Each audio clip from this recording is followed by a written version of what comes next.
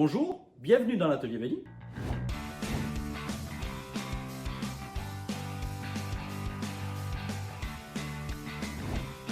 Aujourd'hui dans l'atelier Vedi, nous allons réaliser des douches zéro ressaut sur plancher solive bois et nous allons utiliser deux types de receveurs avec ici un nouveau modèle chez Vedi, le Fundo Ligno Plus et ici un receveur Fundo Primo. La particularité de cette vidéo, c'est que nous allons coller ces receveurs en technique sèche, non pas avec une colle à carrelage, et grâce à la colle polymère Vedi 610.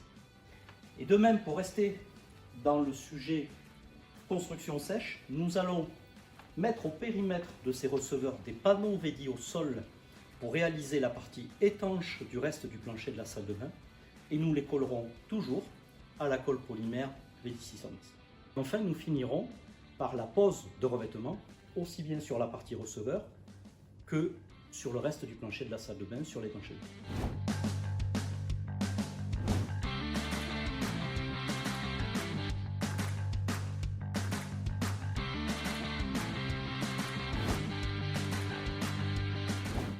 Mettez en place la bande de désolidarisation Vedi Tool sur les parois par agrafage ou par collage.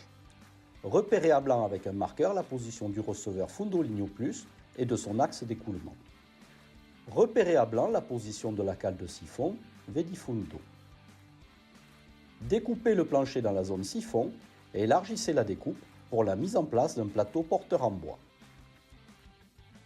Repérez la profondeur d'installation de la cale de siphon, son encombrement est de 82 mm. Ajoutez 20 mm pour le renfort sous le receveur. Fixez des tasseaux sur le côté des solivages. Mettez en place le plateau porteur, la cale de siphon et le siphon. Contrôlez le bon positionnement de l'ensemble avec le receveur.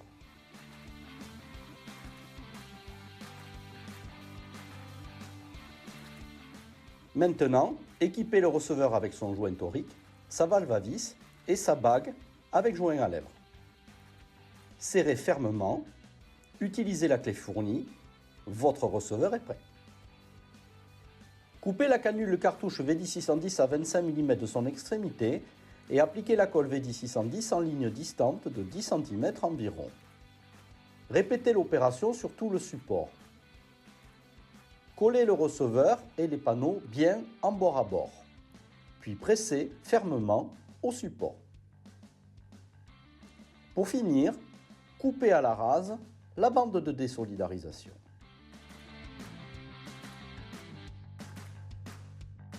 Appliquez un cordon continu de colle Vedi 610 à la couture entre panneaux.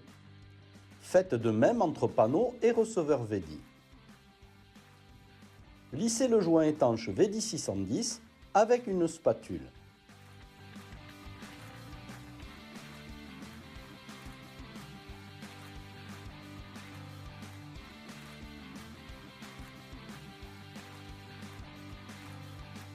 Pour une finition carrelage sur panneau, utilisez la bande d'armature autocollante Vedi Tool.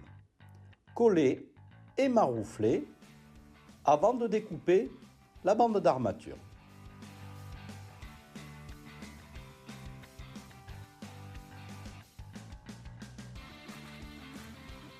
Au périmètre de la salle d'eau, utilisez les angles Vedi, la bande étanche Vedi, collez au sel bicomposant Vedi 520. Mettez à longueur vos bandes avec un recouvrement de 5 cm sur les angles.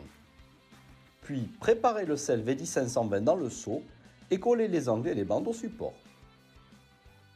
Une fois réalisée l'étanchéité entre panneaux Vedi avec la colle polymère Vedi 610 et entre panneaux et receveur Vedi toujours à la colle polymère 610, ainsi que l'étanchéité périmétrique extérieure du plancher de la salle d'eau avec les bandes étanches Vedi, les angles étanches Vedi et le système d'étanchéité liquide Vedi 520 et un temps de séchage de 4 heures, on peut procéder à la mise en œuvre d'un revêtement. On a la possibilité sur les receveurs Ligno Plus d'appliquer un carrelage de manière classique, mais on peut ici aussi en technique sèche pour avoir un gain de temps et une facilité optimum, appliquer un revêtement Fundo Top directement sur le receveur, avec un revêtement ici qui est déjà planté en usine. Du coup, la pose en est simplifiée. On se servira une fois de plus de la colle polymère VD610 pour faire adhérer parfaitement ce revêtement sur le receveur. Et on fera simplement des lignes, une ligne circulaire à 2 cm du pourtour du corps de siphon, une ligne extérieure fermée à 2 cm du bord du receveur et des lignes équidistantes tous les 7 cm sur le receveur.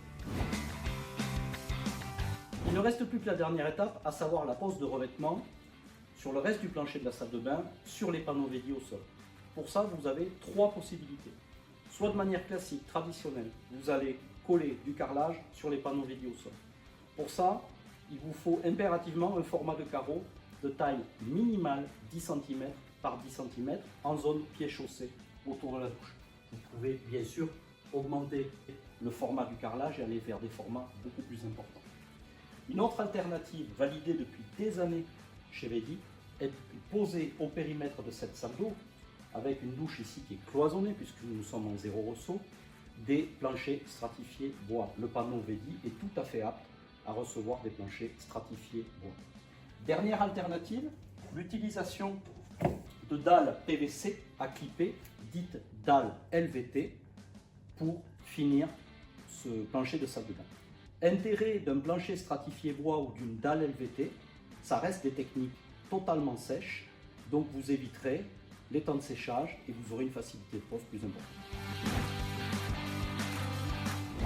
L'objectif lors de la pose du revêtement en matière de zéro ressaut, et ici dans le cas de la pose de la dalle LVT, c'est que vous ayez bien un ressaut nul en entrée, sortie de douche, donc ici une vraie douche de plein pied sans décalage de niveau. C'est ici ce que l'on réussit à obtenir. On fera juste un joint silicone au périmètre entre la dalle LVT et notre douche avec revêtement full top, et je vous rappelle que ces douches sont cloisonnées, ce qui veut dire qu'il y aura des parois de douche à la hauteur du joint. On peut aussi faire le choix d'un revêtement carrelé collé sur les panneaux VD au périmètre de cette douche. Là, quand je mets en œuvre ce carreau, je constate de suite que j'ai un décalage de niveau entre le carrelage et le revêtement full top. Et en plus, il faut que j'intercale une épaisseur de colle à carrelage. Donc ça suppose que mon support côté salle de bain soit plus bas. Si mon support doit être plus bas, je peux simplement utiliser une épaisseur de panneau VD au sol moins importante. Je peux aussi travailler en amont sur l'épaisseur du panneau d'OSB qui supporte ce panneau VD et qui n'est pas forcément la même épaisseur que celle qui est sous le receveur. Donc on comprend bien que dans la logique de ces techniques de construction sèche et de gestion du zéro ressaut entre la douche et le plancher de la salle de bain qui est autour, il va y avoir une notion d'anticipation où on va devoir se poser la question du support sous la douche, support du panneau VD au sol sur le plancher de la salle de bain, épaisseur des revêtements et épaisseur des moyennes collages s'il y a moyenne collage. Préparez un plateau support pour le siphon. Repérez la profondeur d'installation de la cale de siphon VD. Son encombrement est de 82 mm. Fixez des tasseaux sur le côté des solivages. Mettez en place le plateau porteur et la cale de siphon. Équipez le receveur avec son joint torique, sa valve à vis et sa bague avec joint à lèvres. Serrez fermement avec la clé fournie. Contrôlez le bon positionnement de l'ensemble siphon et receveur avant collage. Pour le collage du receveur et des panneaux au support, appliquez la colle VD610 en S sur les solives.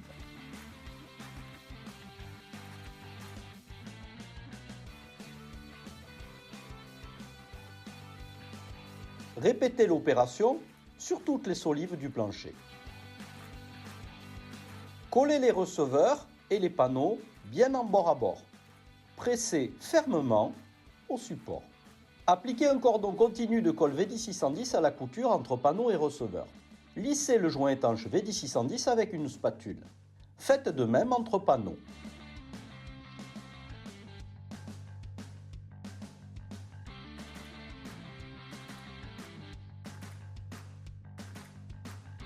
Au périmètre de la salle d'eau, faites un pontage étanche comme précédemment. Notre douche zéro ressaut est ici parfaite.